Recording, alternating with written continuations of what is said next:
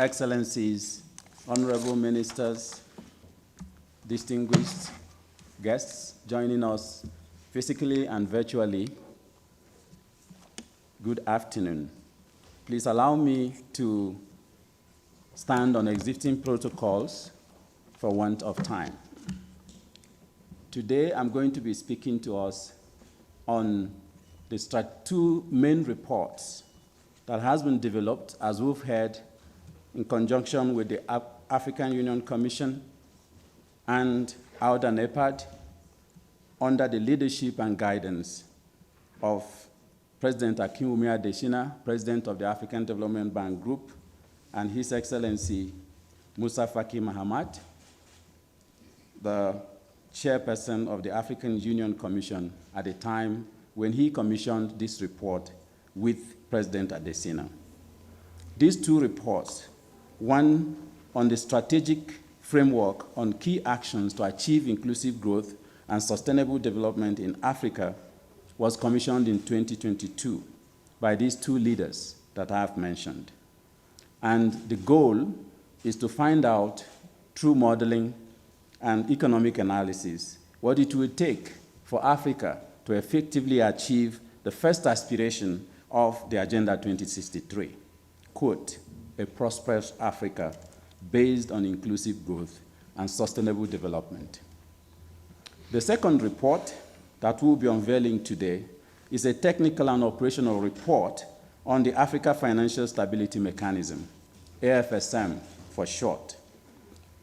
And this report was prepared by the African Development Bank Group and the African Union Commission, as per the decisions of the Assembly of Heads of States and Government of the African Union in February 2022, which called for an establishment of an African Financing Stability Mechanism and directed the African Union Commission and the African Development Bank Group to, quote, work with all relevant stakeholders to accelerate operationalization of the mechanism and its growth.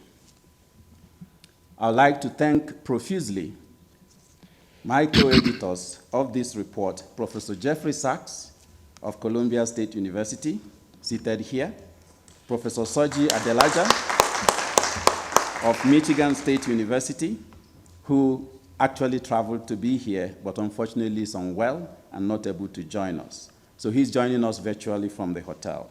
Dr. Eric Ogunleye of the African Development Bank Group, Commissioner Albert Muchanga of the African Union Commission.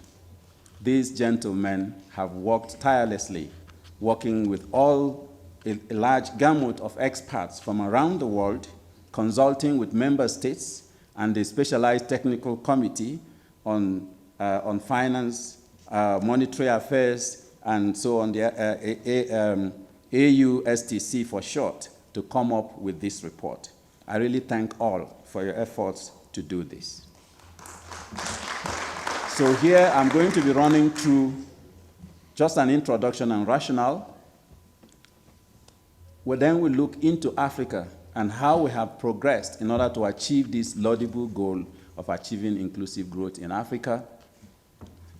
A brief overview on what challenges we have and how they form opportunities to be able to drive this inclusive growth and sustainable development that we're speaking about, and then go into the strategic actions at a high level, encouraging you to read the report because we really went into granular details on what must be done in order to be able to reach these goals. And then briefly present also the Africa Financing Stability Mechanism, which actually demonstrates for me that our heads of states and government are ahead of the curve. Because even as we're doing this study, which as you will see, recommends having a financing stability mechanism for Africa to show Africa of its debt vulnerability, risks, and other things, they've already made a decision and asked that it be done. I think they deserve a very big round of applause. So here is just to recap, as way of introduction, what I have said already. Africa's commitment to inclusive growth and sustainable development is obvious. In Agenda 2063, it being its first aspiration, and also in Goal 8 of the UN sustainable development, which Africa subscribes to. But more importantly, under President Adesina of the African Development Bank Group, there is a high five strategies that have identified 5 key strategic areas of investment for Africa to be able to achieve both Agenda 2063 and also the UN Sustainable Development Goals. These high fives of the African Development Bank sets the pace for what we must do in order to be able to reach the goal which we all seek. And based on what we've done by way of summary, Africa's growth in economic performance is really trailblazing, considering the endogenous and exogenous challenges that countries face, with Africa continuously ranking number 2, the second fastest growing continent in the world, despite all the challenges we have, even in the current global financial systems that upends Africa's development. So that's very good. But we also find in this study that that growth, which has averaged about 4% in the past decades, is not enough to be able to drive per capita income up to stages where it can alleviate poverty, create quality jobs for youths in Africa, and be able to achieve the desires and goals that have set in both agendas. And then we go into bold actions that is required. And if there's nothing you take out of this presentation, it is a finding which we had in the report demonstrating that Africa has what it takes to finance its own development domestically and achieve this high rate of growth of 7 to 10%, which is determined to be what will break these vicious cycles of poverty in Africa if we sustain it over the next 40 years. It is possible. Africa can, and Africa should do it. So it doesn't depend. It depends on us to be able to make it happen. Next, let us then go into the recent economic performance and outlook of the continent. And this young lady is asking us, how is Africa performing now? When we look at growth rates in Africa, you can see on the left side of that curve that Africa's GDP growth rate has demonstrated remarkable resilience. Despite global shocks, domestic shocks that has been overlapping and recurrent. Even during COVID-19, Africa's economies was least impacted in terms of GDP growth, and it rebounded very quickly by next year to positive growth, and consistently returns to its second position in terms of GDP growth amongst all the other continents. But as I have said, when you look at the graph on the right, you'll find that we are trailing all other regions in GDP per capita growth for several reasons. Because as our GDP is growing, so is our population also growing. So per capita incomes in Africa then remains very low and is trapping many Africans in poverty. And this is what we need to try and break. How has Africa performed historically? Is it only a short-term spell that we have not been able to achieve these goals? On the graph on the right, you will see that GDP per capita and GDP in Africa has been oscillating.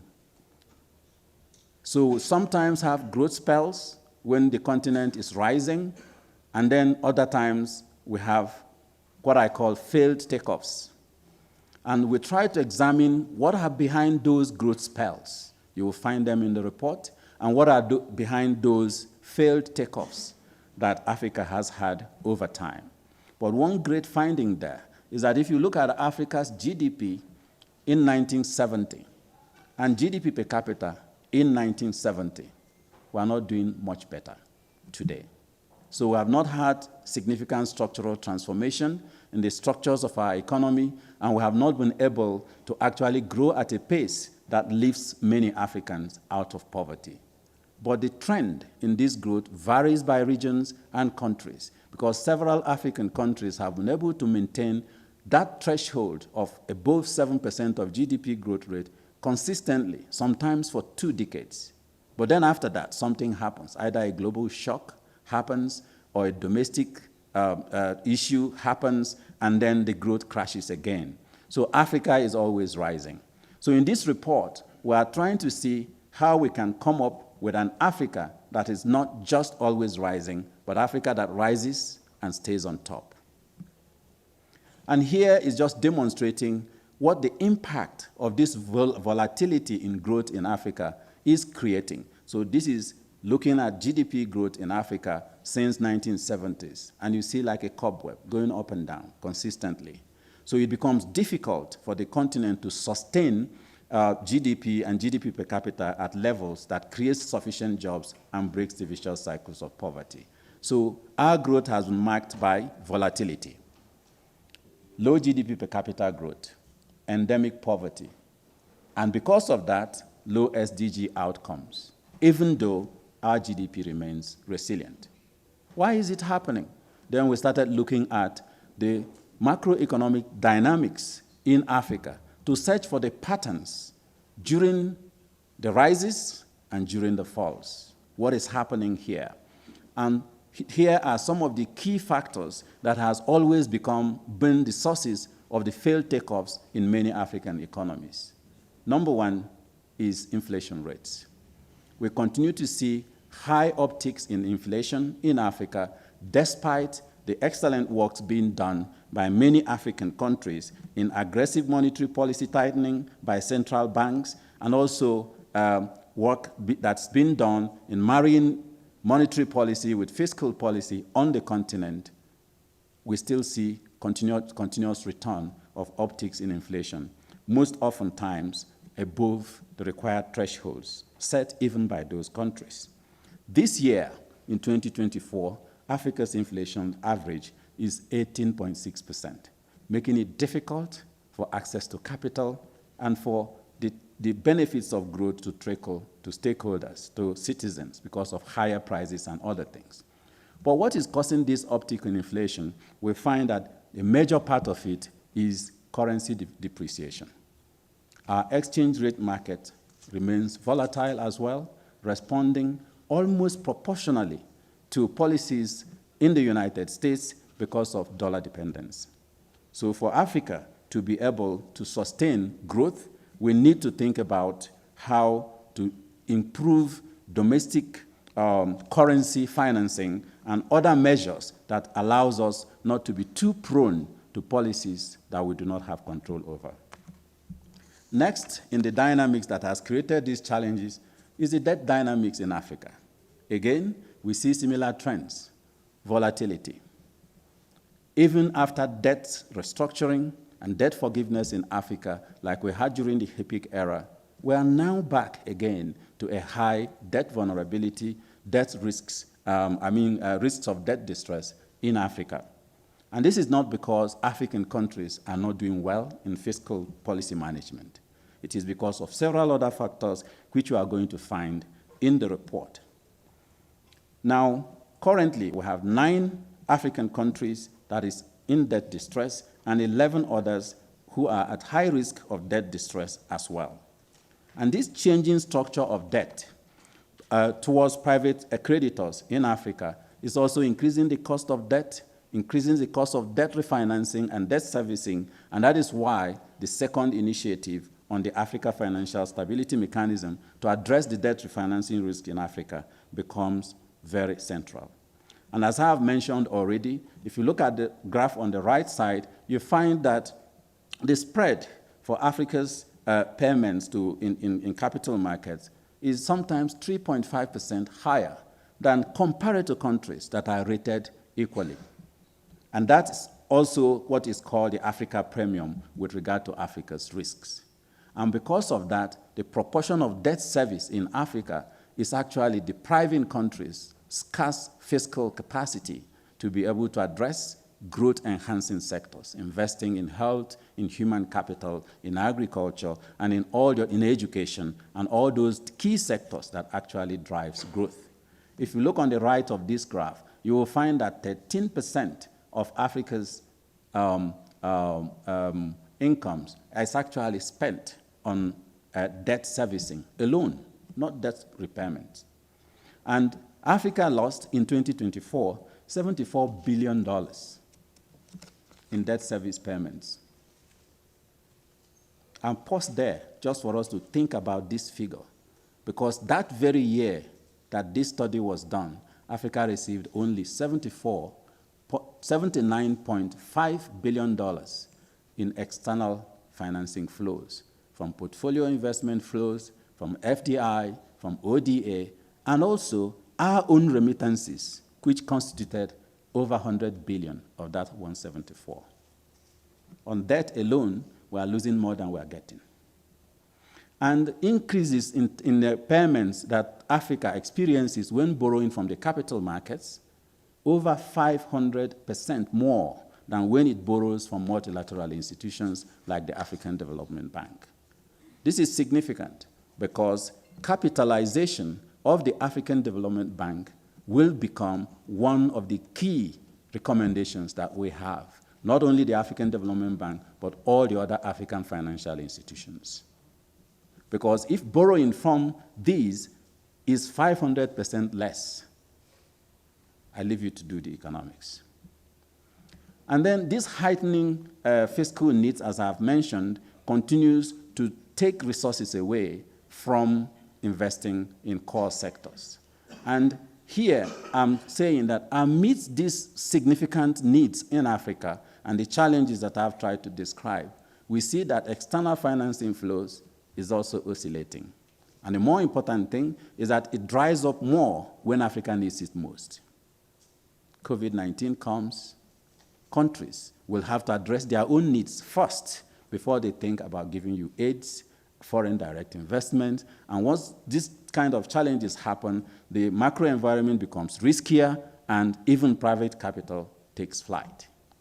This will underscore one of our key recommendations, which is that Africa's capital must finance Africa's development if we want to achieve these 7% we're talking about. On this slide, you can see the numbers in terms of external financial inflows in Africa. It's going down. The only time that you see it going up like last year is because we had better fiscal controls in countries, macroeconomic reforms in countries that increased interests by external financiers to bring money into the continent. So it is because of portfolio investment flows. That's what happened last year. And a major part of that is not declining, and even when it declines, retains the major share of Africa's external financial flows, is our own diasporan funds, the remittances that comes from Africans living externally. So here it's to make a point that for us to depend or continue to expect depending on ODA or FDI or all those external financing flows is a pipe dream. And with the recent developments in fragmentation in global economies, rise of protectionism, geopolitical challenges we are seeing, anyone thinking of a future of development with aid, I think is very mistaken. The next thing is what I call the paradox of development financing in Africa.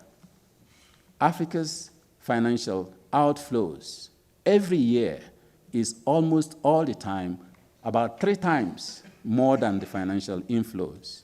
And if you remove Africa's diaspora remittances, it becomes even much more lopsided towards Africa's own resources.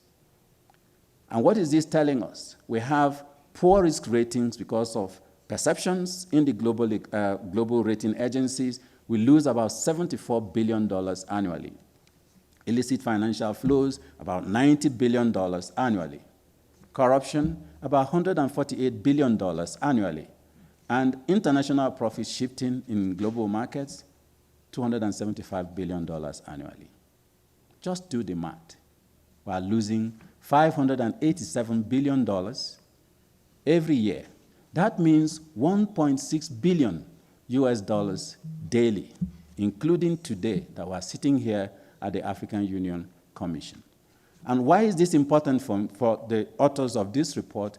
Africa has the agency to block these leakages, because the source of the leakages is poor regulation, state capacity to control corruption, rule of law, and other things that we can do internally. And if we did it already, we're increasing the revenue to drive growth on the continent by almost 600 billion. And I have to say that in this analysis, we didn't include other leakages. Just today, my dear sister Ngozi Okonjo-Iweala was releasing the report, the figures about 12 billion lost also in illegal fishing in our waters. So if you do this study properly, we might be losing trillions of US dollars. So let's plug those leakages and not continue to face outwards for global for financing for Africa's development. And another paradox for Africa. We try to understand what's behind this risk premium that Africa pays that I have already mentioned to you. And there is no evidence that shows that Africa is riskier than anywhere else. Actually, there is evidence that Africa is the least risky continent, least defaulter in long-term infrastructure investments globally. At 1.9% of default rates, compared to 4.6% in Western Europe and Asia, 6.6% in North America, 10.1% in Latin America, and even up to 12.4% in Eastern Europe. So the paradox here is a continent that is not defaulting has to pay a premium for accessing capital. And that leads to another recommendation we have about reforms in the global financial architecture that is necessary for Africa to be unshackled from the global financial systems that actually upends efforts by African governments. Each time I think of it, it's like Africa is being made to climb a hill, to roll a stone up the hill, carrying a sack of sand behind. So we need to think about how to address this. And this gives us the call to action, why this study becomes critical. On that left side is the issue, the debt conundrum that I've talked about, where lack of access to financing forces the countries to invest in less low productivity activities, and that the cycle just goes on, and it's a vicious cycle. And the call to action there is that from this study, we also found because structural transformation remains uneven in Africa, a lot of Africans remain locked in low productivity sectors. SDG and Agenda 2063 targets are off target in Africa, and without dealing with this, it will remain off target. Close to 9 out of 10 of the world's extremely poor people by 2050, by 2030, it's actually sooner, will be in Africa. And even at current growth trends, it could be that it will take Africa more than a century to be able to reach these goals we're talking about. I hope you'll all say, never should that be.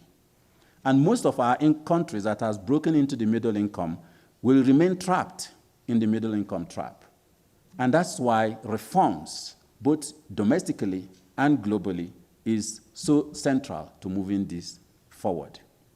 What are the challenges we have identified that is creating these conundrums in Africa? First, we have domestic challenges that we have to deal with, and I want to focus more on that because that's where we have the agency to address that challenge and unlock the growth that we're talking about.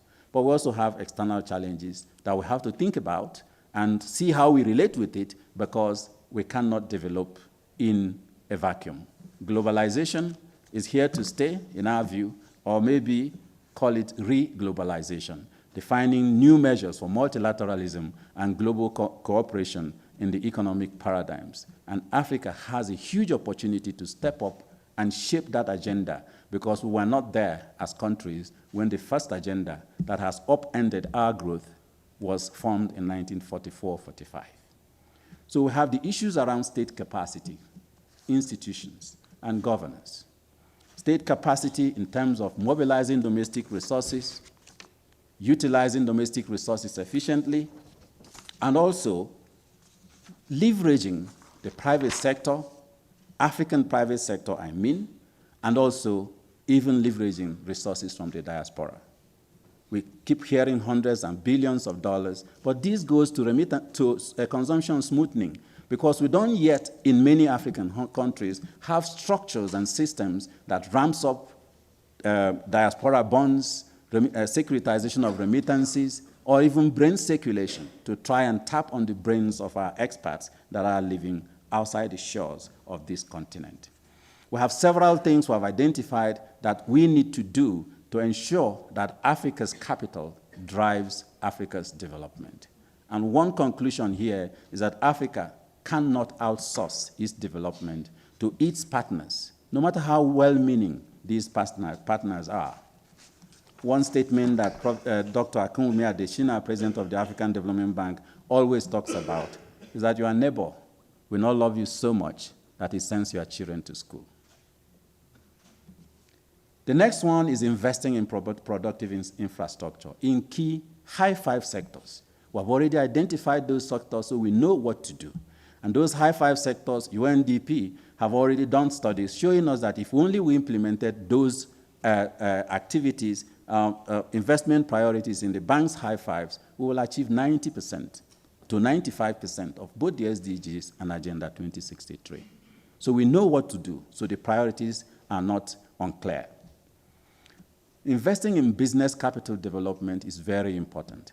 And in all these sectors, there is a critical level of infrastructure that is required for us. That's physical capital, infrastructure that is required to make the business environment easier, reduce logistic costs, and all the other things that makes business function and allows to attract financing for development. And the same is for business capital. This morning, we were just at the meeting of the Alliance for African Financial Institutions. And that's beautiful to see Africans coming together to say, how can we change the narratives?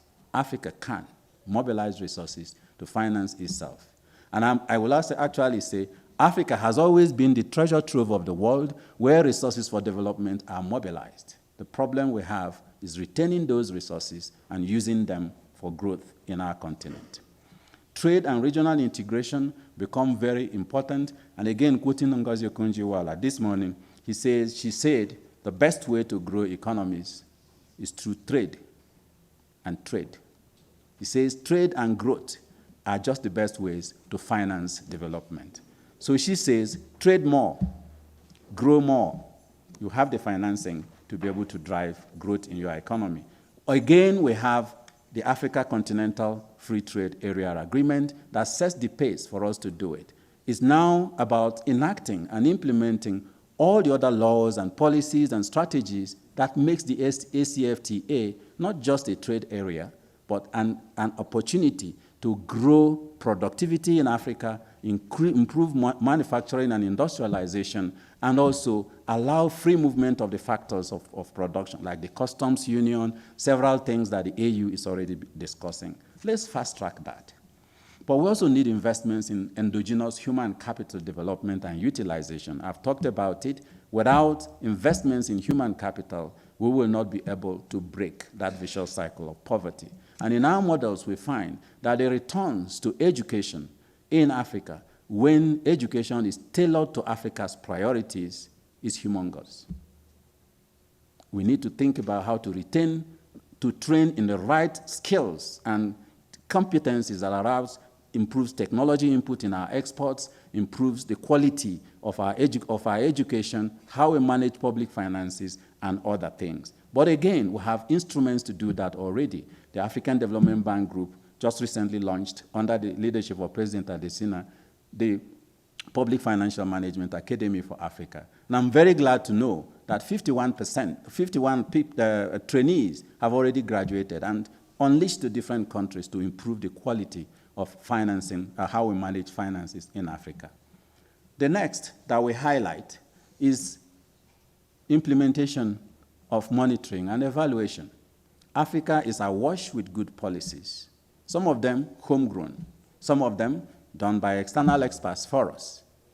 But the problem is implementation. In every sector, you don't go to any country in Africa and not see relevant policies. When you read them, you feel, wow. But when you see what is happening, you are wondering whether this policy is actually transmitting to action.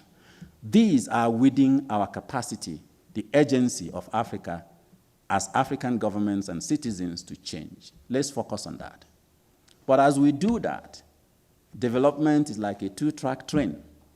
You have to get your house in order, but you have to collaborate with people in the global economy, trade, and other collaboration forms. And that is why we're highlighting things we have also seen that creates a problem for making Africa not to rise consistently, what we call global commons challenges: climate change and climate policy, health pandemics, global conflicts, multipolarization in the global economy, several things that happen outside of Africa that Africa has no control of, but is upending development in Africa.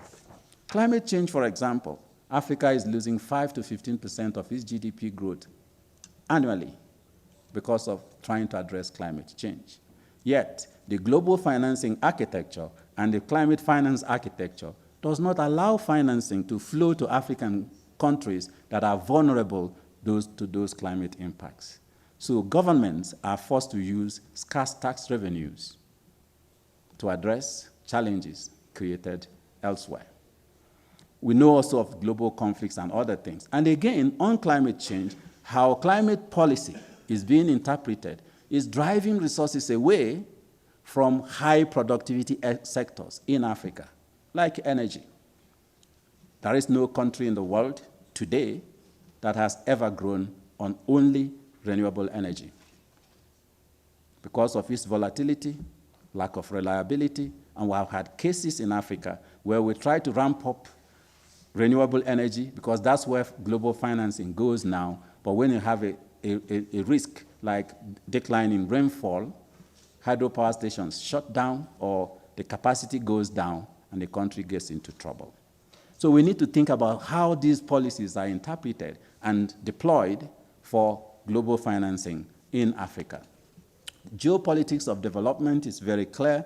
Africa is within the global economy, and what happens outside happens also to be influencing us. And then the systems of global governance, the debt architecture, the global financial architecture, and all those creates significant headwinds for Africa's development. So how then do we break these and be able to implement the actions that we have talked about? We have two buckets of recommendations of key actions that we need in order to drive development in Africa. First one is for Africa to focus on Africa. Focus on homegrown policies in order to drive economic sovereignty. There are specific actions on DRM, as I've mentioned, several actions that needs to be taken to make this possible. And if it was only this one that is done, Africa can raise GDP growth by more than 10%. Second is to deepen domestic revenue mobilization. Again, it's within the agency of African governments to improve tax administration efficiency through digitization and other technologies, to improve the social contract with citizens so that tax compliance will increase, to also improve the quality of non-tax revenues that are to be collected on this continent. Time will not allow me to give you the numbers, but Africa is trailing at about 50% of what other regions are doing with regards to collection of levies, fees, and all these non-tax revenues, or even tax revenues.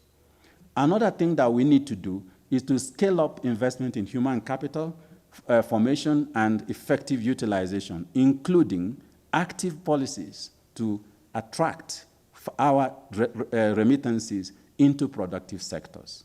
Again, in the report, you will see the details. But again, we need to reinforce regional economic integration and a collective voice. Again, we already have ACFTA, and there are in the report to identify the things that needs to be done to make it really fully effective and unlock intra-regional trade in Africa from below around 15% today to what it should be in order to drive that development. And I need to point out that one of the major things we found that is creating the structural, fiscal, and current account deficits in Africa is the structure of our trade. Focusing on external trade, on commodities, in which markets the prices are by nature volatile and we have no control of. So we are price takers, and then you cannot plan based on volatile revenues from your export markets. Again, there are policies and actions in the report on how to actually ramp up regional economic integration, trade, and all the things that needs to be done. And I have to say, some policies that I see emerging in many African countries confound me. We need to think about free movement of people instead of building more walls. If factors of production does not move freely, manufacturing cannot thrive. Let's learn from European Union. Let's learn from the United States, made up of several states. We can do it. The next one is for us to establish the Africa Financial Stability Mechanism, which I will speak to briefly later, so I will leave explaining it here. But we also need to strengthen state capacity, institutions, and governance. Your Excellencies, ladies and gentlemen, all studies we've done shows us that countries that get this one right rises to a high level of growth and sustains it over time. It's like the temperature that defines the flow of capital in an economy. Let's get our macroeconomic prudence right. Let's get our public financial management right. Let's get actions to address corruption and illicit flows right. We can do it. There are several other actions here which I will leave you to look at, but I will highlight two more. We need to change our mindsets and our narratives. The wrongest, if I use that word so that you remember it, because I know it's not correct, the wrongest word that I have, narrative that I have seen and heard since I was born is that Africa is poor. Africa is not poor. Because if Africa was poor, the colonial masters would not risk their lives to come for resources in Africa. If Africa was poor, neocolonialism will not happen. So what is it that external parties see in Africa that we don't? That's always scrambled for Africa. What do you think they're scrambling for? Resources for development. Those resources belong to Africa for Africans. And as leaders of the continent, we need to make those resources work for Africa's development. African Development Bank's annual meetings this year will be focusing a lot more on that. But changing our mindsets also comes from knowing that we can and having that we can attitude. Let's stop begging, because beggars have no choice. They never have, and they will never have. So let's try as much as possible to grow that confidence in every child in Africa that Africa can develop itself. Because truly, the resources we have shown in this report, Africa can not only develop itself, but shape the future of development of the rest of the world. With 40% of global minerals deposits in Africa, 65% of remaining arable land in Africa, a lot of rare earth minerals, what we do with our resources shapes development globally. And that is why we have looked at the issue of measuring the green wealth of countries. And we find in that report the next recommendations that we had for our development partners. First is that mindset change. I can't say it better than Prof has said it. The models we use for global finance is not good. So we need to change that. So we need to learn that Africa is not a commodities market.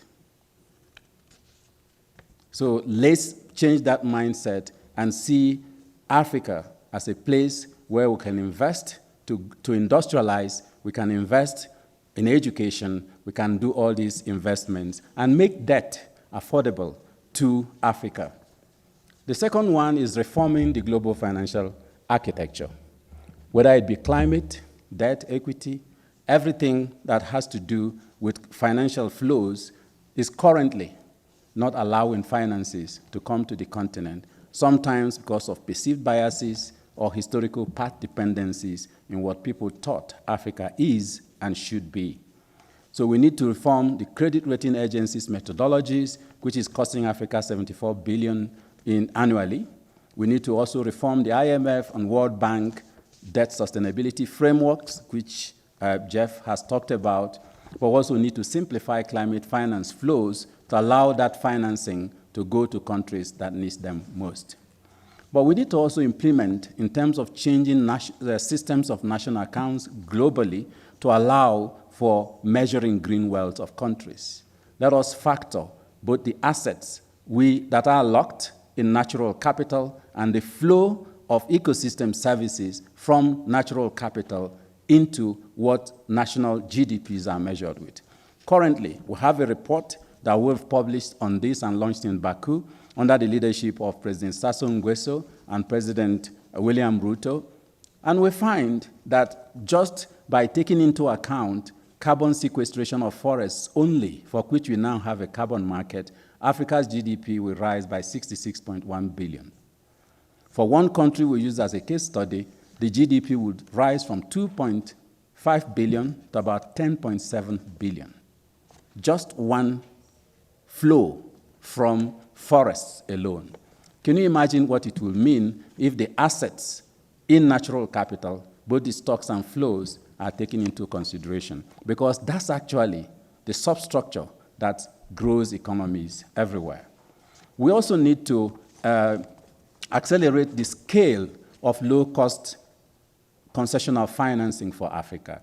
And this comes at a great time because ADF 17 replenishment, the African Development Fund, is ongoing now.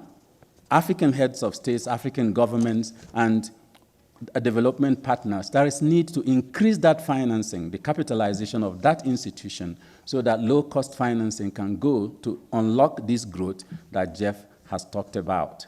But also, SDR rechanneling is a low-hanging fruit, and it's also a call to African heads of states and heads of states globally to make that possible. Leveraging the private sector is fundamental, and then improving access to emergency financing is also necessary. African continent is already doing this, and if I just talk about the Africa Financial Stability Mechanism, which we've also recommended, but like I said in the beginning, our heads of states are ahead of the curve. It's currently before them for approval.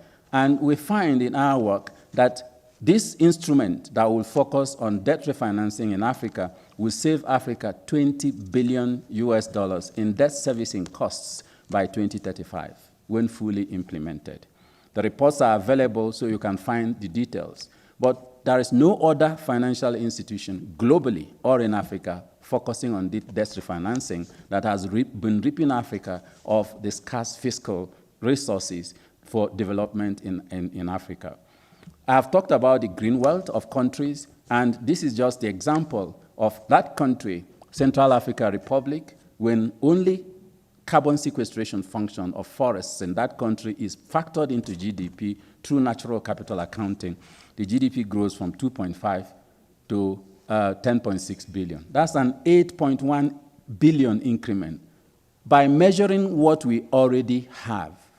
And we also find that many countries' national systems of accounts are not up to date. So just by rebasing Africa's GDP, a lot of the mileage in achieving that 7% will already happen. So the African Development Bank Group is committed to working with countries through our statistics department to rebase GDPs so that we can actually measure the true worth of Africa as it is today, but also building capacity in natural capital accounting and systems of ecosystem environmental accounts in order to make sure that this happens as well. In closing, some people might think this is lofty, it's too optimistic, it's challenging. But Einstein reminds us that in the middle of these difficulties lies opportunities. Let's turn these challenges we have in the global financial architecture in Africa's economies to opportunities for quadrupling, doubling, quadrupling, quintupling Africa's growth, because it's possible. Because we cannot use an old map, this again from Einstein, to explore the new world. The current models is rigged against Africa. So let's come up with an African model, which we have in this report, and we'll be willing to work with countries to domesticate those models so that we can unlock these opportunities. Finally, Africa has what it takes to double its annual GDP growth and GDP per capita growth over the next 40 years and achieve Agenda 2063 if the key actions recommended in this report are judiciously implemented. Let's do it.